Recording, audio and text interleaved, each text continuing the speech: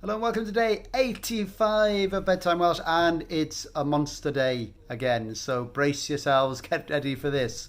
We'll start with the small monster. Yeah, it gets worse than this. The very first one is I'm going to start feeling nervous.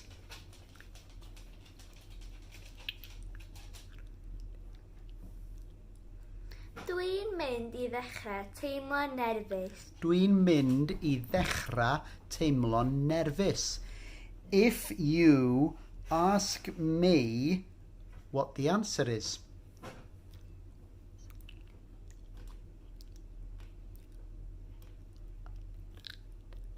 Os ti'n gofyn I mi beth ydi'r ateb. Os ti'n gofyn I mi beth ydi'r ateb. And if you're feeling brave, you can try and put those two together. And now for some real biggies. Do you want to play something interesting with me, or do you need to work more?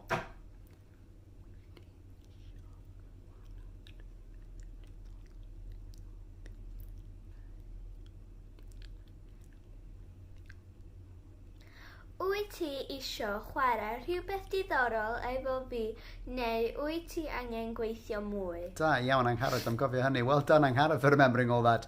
Wyt ti isio chwarae rhywbeth diddorol efo fi, neu wyt ti angen gweithio mwy? So those are already pretty gigantic. Let's finish with one more monster for you. I want to speak Welsh with you now, but I can't remember what I wanted to say.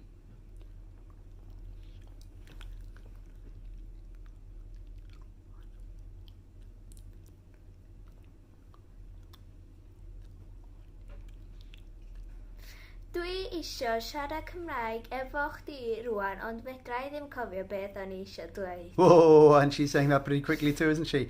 Dwi isio siarad Cymraeg efo chdi rwan, ond fedra I ddim cofio beth o'n I isio deud. However much you got out for any of those, you're doing fantastically. And hearing them right out gigantically all together like that is really, really good practice for you.